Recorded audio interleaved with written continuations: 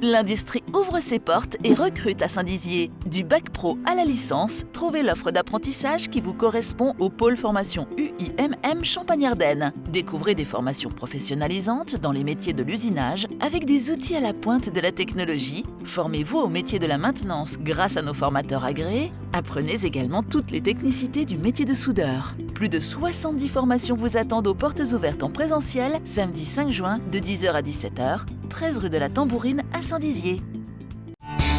Installopoil, c'est un large choix de produits. Ces produits, vous les connaissez sûrement. Afin de mener à bien votre projet, choisir Installopoil, c'est faire confiance à une entreprise de proximité qui vous accompagne. Nous nous déplaçons dans le sud meusien et dans le département Haut-Marnais.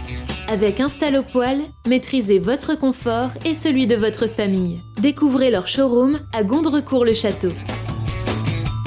Les activités à faire au lac du Der cet été, enfin dévoilées. Le Rafale Solo Display aux couleurs de l'armée de l'air et de l'espace. Hier s'est tenue la fin du procès des militants anti-CIGEO à Bar-le-Duc.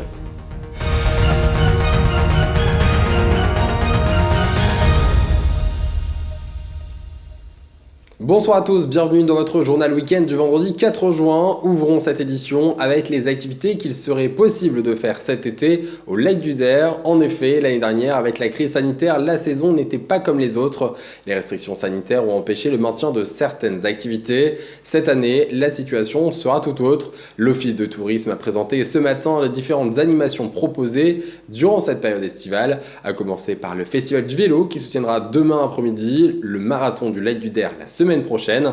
Et en termes d'activité, il sera possible de louer des vélos, des bateaux électriques, du cyclotourisme pour les personnes à mobilité réduite, mais également des marchés semi-nocturnes qui referont leur apparition à partir du 8 juillet prochain, ou encore une activité de trottinette électrique aux abords du lac.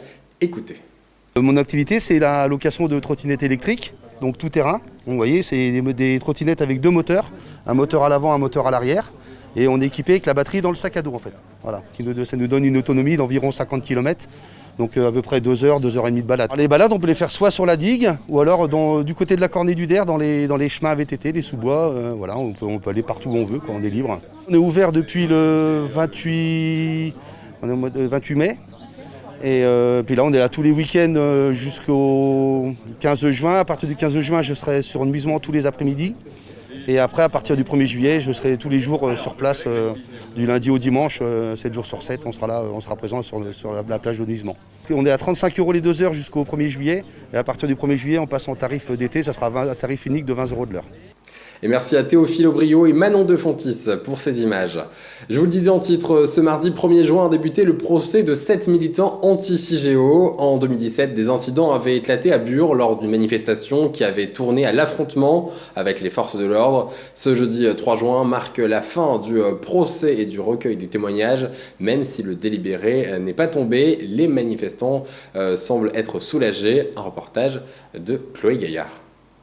Ce jeudi 3 juin se tenait le dernier jour du procès de Bure au tribunal correctionnel de Bar-le-Duc. Cette journée a été consacrée aux réquisitions du procureur et aux plaidoiries de la défense des opposants anti-CIGEO. Parmi eux, Étienne Ambroselli, avocat spécialisé en droit de l'environnement, a occupé une place inédite dans cette affaire. C'est que j'ai été mis en examen dans ce dossier jusqu'au bout. Même le procureur voulait que je sois poursuivi dans le cadre de ce procès. Et finalement, j'ai bénéficié d'une décision de non-lieu, mais que je n'ai pas compris du tout, parce que les éléments qu'on me reprochait, c'est les éléments qu'on reproche également aux autres prévenus. Et que donc il y avait une différence de traitement qui n'était pas justifiée ni pas justifiable. En ce qui concerne les autres prévenus, le jugement a été mis en délibéré et sera rendu le 21 septembre prochain. Un soulagement pour leur soutien. Certes, ils ont du sursis, des choses comme ça, mais ils sont libres et c'est ce qui est le plus important parce que finalement, ils sont là pour soutenir une cause très importante et ce serait dommage qu'ils finissent en prison juste pour ça. On a le droit de s'exprimer, on est quand même en France. La devise, c'est liberté, égalité, fraternité, d'où le monde qui est présent pour eux et pour cette cause très importante. Les antinucléaires, qui s'étaient assurément organisés durant ces 3 jours, dénoncent un procès politique. Comme on s'en doutait, le dossier d'instruction qui a paralysé les personnes qui comparaissaient aujourd'hui, mais aussi tout un mouvement de lutte, est vide. C'est-à-dire que pendant 3 jours, c'est essentiellement la défense qui s'est exprimée. Nous, on attendait quand même que le ministère public démontre qu'il avait travaillé sur ce dossier, il y avait des analyses, qu'il y avait du fond en fait. En attendant le jugement, les malfaiteurs ont prévenu, ils continueront leurs actions durant l'été. Il est également à noter qu'aucun trouble à l'ordre public n'a été relevé par les autorités lors du procès. Les manifestants se voulaient festifs, solidaires et optimistes pour l'avenir de leurs camarades et de leur cause.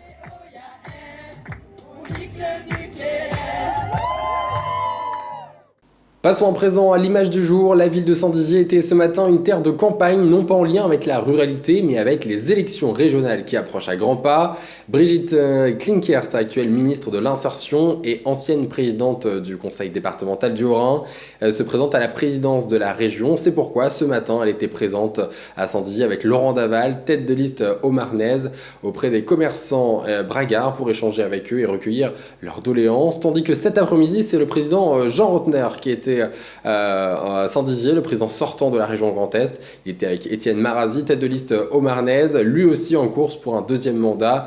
Il a rencontré les jeunes du centre socio-culturel Bragard afin d'entendre leurs réclamations. Autre chose à présent, le fleuron de l'armée de l'air et de l'espace s'est refait une beauté et a changé de couleur. En effet, chaque année, le Rafale Solo Display se métamorphose avant de commencer la saison et de se rendre dans les meetings aériens du monde entier pour promouvoir l'aéronautique français. Un reportage de Julien Carré.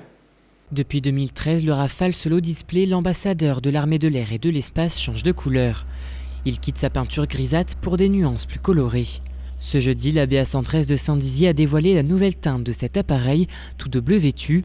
Schuss, le pilote de cet engin, le voit pour la deuxième fois et on peut dire que l'émotion reste intacte. Téléphone à la main, il ne peut s'empêcher d'immortaliser le moment. C'est une grande fierté, c'est un avion qui représente la nouvelle identité de l'armée de l'air et de l'espace. Donc j'ai hâte de le montrer au public cette année. Je crois que pour le Rafale Solo Display, c'est le 8e avion qui est peint sur 11 années. Donc je suis très content et hâte de débuter mes démonstrations. L'objectif de cette mise en beauté était avant tout de mettre en avant les couleurs de l'armée de l'air et de l'espace. Il aura fallu près d'1 an de travail ainsi qu'une quinzaine de nuances de couleurs pour la confection de ce fleuron de l'armée, mais le résultat est là. Avec sa nouvelle teinte bleue, on pourrait le perdre dans le ciel, mais Régis Roca, le designer, a pensé aux moindres détails. On ne pourra pas perdre le Rafale dans un ciel bleu parce que dessus et dessous, on retrouve des teintes métalliques. Il y a un bleu métallisé et un gris argent qui vont jouer perpétuellement avec la lumière. Donc en fait la lumière va forcément se refléter dessus ou en tout cas frapper ces zones et va les faire ressortir encore plus justement à ce moment-là où il y aurait un ton sur ton avec le ciel. Mais le Rafale n'a pas pu être peint dans son entièreté à cause des restrictions industrielles pour ne pas perturber ni endommager le mécanisme de l'appareil. L'adjudant Cédric, mécanicien au sein de la BA113, s'est porté volontaire pour peindre ce Rafale. Il en est d'ailleurs à son 7e. Et c'est toujours une grande fierté de participer à ce projet. C'est différent chaque année parce que le travail n'est pas le même. C'est vrai que cette année, on s'est un peu tiré les cheveux sur le traçage des courbes. Et je le remercie d'ailleurs. Mais c'est vrai qu'on va dire à la fin, on est d'autant plus content que ce soit propre et que ça lui plaise à lui et au capitaine Schuss. Pour ceux qui souhaiteraient le voir de leurs propres yeux, il vous sera possible de l'observer dans le ciel Bragard ce mercredi. Alors soyez donc vigilants et gardez les yeux rivés vers le ciel.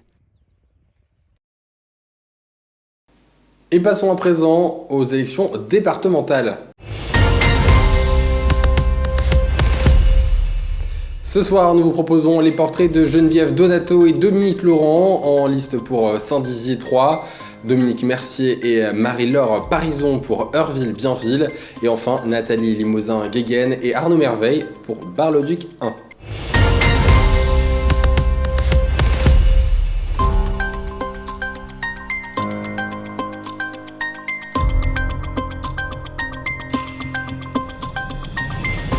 Dominique Laurent, maire de Bettencourt-la-Ferrée et vice-président de l'agglomération de Saint-Dizier d'Air et Blaise, en charge de la gestion des espaces commerciaux et industriels. Mon expérience d'élu local et le travail de proximité que j'effectue au sein de la zone du Val d'Ornel m'incitent à être candidat aux élections départementales. Je souhaite étendre ce développement sur tout le territoire et ainsi créer de nouveaux emplois. Je vais continuer à agir pour favoriser l'arrivée de nouveaux médecins et spécialistes. nous combattrons l'exil de nos aînés par la création de places supplémentaires dans les EHPAD de Saint-Dizier. Nous refusons le projet CIGEO de Bure, poubelle nucléaire, et souhaitons que le département soit précurseur dans la transition énergétique. Geneviève Donato, retraitée de l'industrie du commerce. Je suis conseillère municipale de Saint-Dizier et conseillère communautaire de l'agglomération Saint-Dizier d'Aire et Blaise. Je suis également membre active d'une association environnementale locale. Très impliquée sur le terrain, nous voulons mettre nos compétences et nos expériences à votre service. Il n'y a pas de fatalité au manque de travail, à la baisse de la population et au départ des jeunes. Nos priorités absolues sont l'emploi, la santé et l'environnement. Nous encouragerons également le milieu associatif local. Voilà, nous comptons sur vous le 20 juin, comme vous pourrez compter sur nous, sur notre engagement, sur notre détermination au sein du conseil départemental.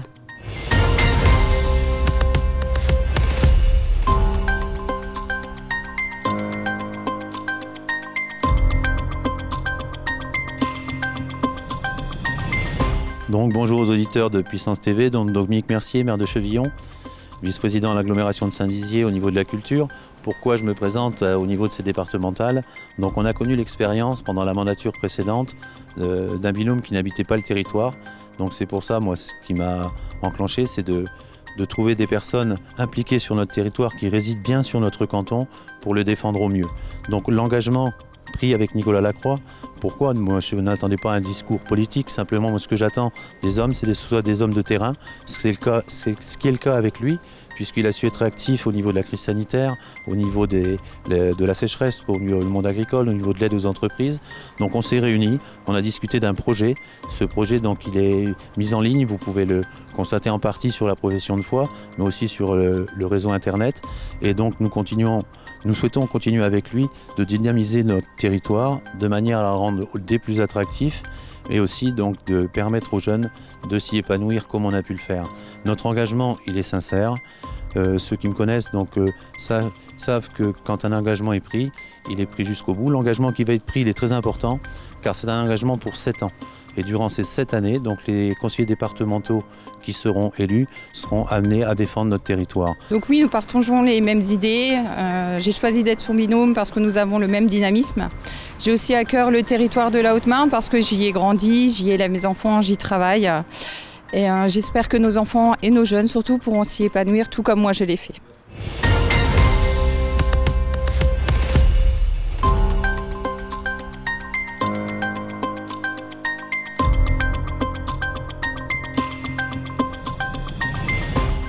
Bonjour à toutes et tous, Nathalie Limosin-Guéguen. Je suis originaire de la vallée de la Sceau et je suis venue m'installer en Meuse dans notre département pour travailler dans une société sur des sujets de formation et des sujets de développement économique et développement industriel. Auparavant, j'ai connu différentes expériences professionnelles entre Paris, la Meuse et la Lorraine qui m'ont permis de mieux appréhender notre département, ses atouts, ses faiblesses et son potentiel. Aux côtés d'Arnaud Merveille pour le département de la Meuse et pour le canton de Bar-le-Duc 1, je souhaite m'investir dans des sujets d'attractivité du territoire, dans des politiques à destination de la jeunesse, dans des sujets de valorisation du patrimoine immobilier et culturel et des activités d'innovation.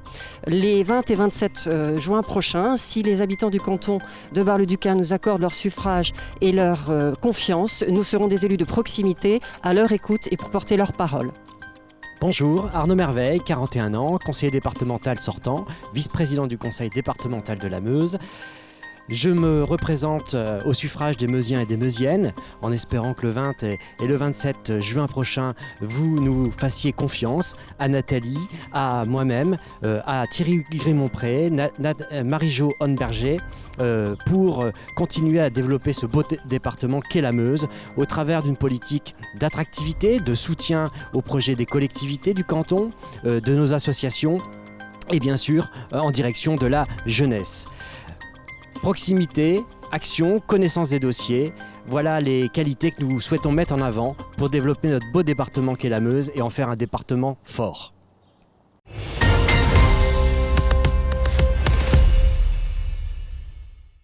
C'est la fin de ce journal, merci de votre fidélité. Tout de suite, les prévisions météo de demain. Excellent week-end à tous. Toute l'actualité qui vous concerne, à voir et ou à revoir, dès maintenant sur puissancetélévision.fr et sur notre application mobile. Vous Vous êtes désormais plus de 20 000 à nous suivre sur Facebook. Autant de merci pour votre fidélité, votre soutien, vos réactions et vos partages. Continuons ensemble d'écrire l'histoire de Puissance Télévisions.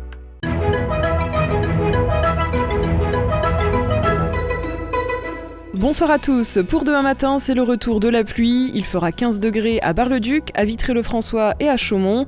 Pour l'après-midi toujours de la pluie, côté température, il fera 17 degrés à Saint-Dizier. Demain samedi 5 juin, nous fêterons les Igor et nous gagnerons une minute de soleil. Très bonne soirée avec Puissance Télévisions.